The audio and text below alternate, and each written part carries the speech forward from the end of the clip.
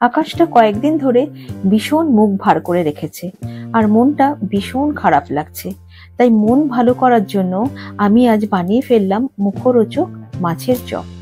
যারা মাছ ভালোবাসেন তারা তো নিঃসন্দেহে মুগ্ধ হবেন, আর যারা এখনো এই স্বাদের সঙ্গে পরিচিত নন তারা এই বৃষ্টির দিনে একবার ট্রাই করে দেখুন, প্রেমে পড়ে যাবেন, কথা দিচ্ছি। এই ভিডিওটার মধ্যে আছে অনেক টিপস আর ট্রিক্স, তাহলে পুরো ভিডিওটাই কিন্তু আপনাদের দেখতে হবে, স্কিপ করলে কিন্তু একদম চলবে না।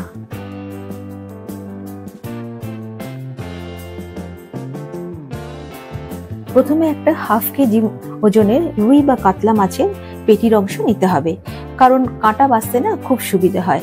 মাছটাকে সামান্য হলুদ দিয়ে মাখিয়ে ধুয়ে রাখতে হবে। এবারে ওটাকে জল ঝাড়িয়ে রাখতে হবে, প্রয়োজনে কিন্তু টিস্যু পেপারও তোমরা ব্যবহার করতে পারো।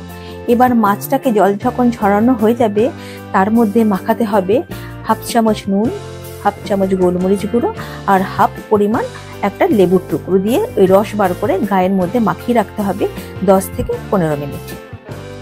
প্রেসার কুকারে যখন জল গরম হয়েছে তখন ওই মাখানো মাছটাকে আমি দিয়ে দিয়েছি এবং সেদ্ধ করে রেখেছি 3 থেকে 4টি সিটি মেরে। কুকারের ঢাকনা খুলে যখন দেখা গেল মাছটা সেদ্ধ হয়ে গেছে তখন মাছটিকে জল ঝাড়িয়ে রাখতে হবে। জল ঝাড়ানো অবস্থা যখন দেখবে একদম ঠান্ডা হয়ে গেছে তখন মাছটিকে বড় বড় লম্বা যে কাঁটাগুলো রয়েছে সেগুলো বেছে বার করে রাখতে হবে। তোমরা দেখে বুঝতেই পারছো বড় বড় যে কাঁটাগুলো রয়েছে সেগুলো আমি সব একটা একটা করে টেনে বার করে একদম মাছটাকে কাঁটা ছাড়া অবস্থায় একদম শুকনো করে রেখেছি। কড়াইতে আমি দিয়েছিলাম 3 টেবিল চামচ সরষের তেল, তার মধ্যে দিয়েছিলাম রসুন কুচো। রসুনটা যখন লালচে করে ভাজা হয়ে গেছে তার মধ্যে দিয়েছিলাম পেঁয়াজ কুচোনো। পেঁয়াজ কুচোনো আর রসুন কুচোনো একসঙ্গে ভালো করে আমি নাড়াচাড়া করে নিয়েছি। তার মধ্যে দিয়েছিলাম বেশ খানিকটা আদা কুচোনো। এবার পেঁয়াজ, রসুন, আদা সব মশলাগুলোকে আমি একসঙ্গে ভালো করে একটু আবারও নাড়াচাড়া করেছি। এবার দিয়েছিলাম লঙ্কা কুচোনো। অবশ্য লঙ্কা তোমরা তোমাদের ঝাল অনুটা প্রয়োজন মতো দেবে, যে যেরকম ঝাল পছন্দ করো সেরকম দেবে। তারপরে দিয়েছিলাম আমি 1 চামচ নুন, 1 চামচ হলুদ গুঁড়ো, 1 চামচ ধনে গুঁড়ো আর দিয়েছিলাম 1 চামচ জিরে গুঁড়ো। সব কিছু দিয়ে মশলাগুলোকে আমি আবারও নাড়াচাড়া করেছি। এবারে যখন মশলাগুলো ভালো করে কষে এসেছে উপর থেকে আমি দিয়েছিলাম 1 চামচ ভাজা মশলা গুঁড়ো আর দিয়েছিলাম 1 চামচ গরম মশলা গুঁড়ো আর দিয়েছিলাম স্বাদ অনুযায়ী চিনি। তোমরা চিনি কিন্তু নাও দিতে পারো, আমি দিয়েছিলাম একটু স্বাদটা ভালো হয় চিনি দিলে পরে। যাই হোক মশলাগুলোকে ভালো করে আবার নাড়াচাড়া করে এক ঢাকা দিয়েছিলাম যতক্ষণ পর্যন্ত পেঁয়াজটা বেশ নরম না হয়ে যায়। দেখো ঢাকনা খুলে দেখি পেঁয়াজটা ভালো করে নরম হয়ে গেছে, মশলাটা কষে এসছে। এবার উপর থেকে দিয়েছিলাম একটা আলু সেদ্ধ, কারণ আলু সেদ্ধ দিলে না বাইন্ডিংটা ভালো হয়। তারপরে ওই সেদ্ধ করা মাছটাকে আমি উপরে দিয়ে দিয়েছি। এবার সব কিছু একসাথে ভালো করে বেশ টাইট করে কষিয়ে নিয়েছি।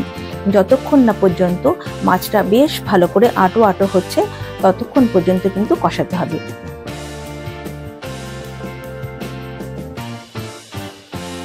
পুরটা যখন একদম কষে আসবে তখন উপর থেকে আমি কিছুটা কিশমিশ দিয়ে দিয়েছিলাম আর দিয়েছিলাম কিছুটা ধনেপাতা কুচো দিয়ে এবার পুরটাকে ভালো করে নাড়াচাড়া করলেই আমার কিন্তু তৈরি হয়ে গেল ফিশ চপের পুর।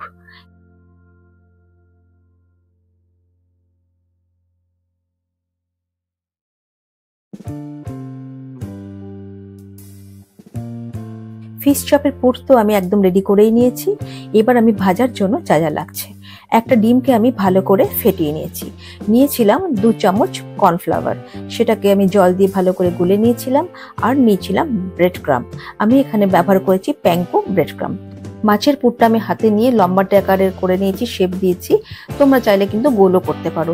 এবার এটাকে আমি ডিমের গোলায় চুবিয়ে নিয়েছি ভালো করে আর তারপর দিয়েছি কর্নফ্লাওয়ারের মধ্যে একবার কোট করে নিয়েছি। তারপর ব্রেড ক্রাম দিয়ে ভালো করে ওটাকে আমি আবার কোট করে নিয়েছি। তোমরা দেখে বুঝতেই পারছো, দেখো কিভাবে কোট করেছি। ব্রেড ক্রাম্পের মধ্যে দুবার করে আমি কোট করে নিয়েছি, তাতে কিন্তু না খেতে বেশ ক্রাঞ্চি হয়। আর এই ব্রেড ক্রাম্পটা কিন্তু তোমরা বাড়িতে ব্যবহার করবে, ভীষণ ভালো হয়। তেল তো এদিকে গরম হয়ে গেছে ফ্রাইং প্যানে। এবার একটা একটা করে ফিশ চপ যে আমি তৈরি করে রেখেছি সেগুলো তেলের মধ্যে একটা একটা করে আমি ছাড়ছি, দেখো। আর এটাকে ভাজতে হবে কিন্তু হাই টু লো ফ্লেমে, খুব চড়া ফ্লেমে কিন্তু এটাকে ভাজা যাবে না, তাহলে কিন্তু পুড়ে যেতে পারে আর ভিতরটা কাঁচা কাঁচা থাকবে। দেখো এটা হালকা করে এখন ব্রাউন হয়ে যাচ্ছে একটা পার্ট, আমি কিন্তু ওপিট করে দিচ্ছি, ওপিটটাও আমি লালচে করে ভেজে নিচ্ছি। দুটো পিঠ কিন্তু আমি এভাবে ব্রাউন করে গোল্ডেন ব্রাউন করে ভেজে তুলে নিয়েছি। তৈরি কিন্তু আমার ফিশ চপ। এইভাবেই সহজ উপায়ে তোমরা কিন্তু বাড়িতে তৈরি করে নিতে পারবে মচমচে ও সুস্বাদু ফিশ চপ। সবাই ভালো থেকো, সুস্থ থেকো। আবারও দেখা হবে নতুন একটা ভিডিও নিয়ে।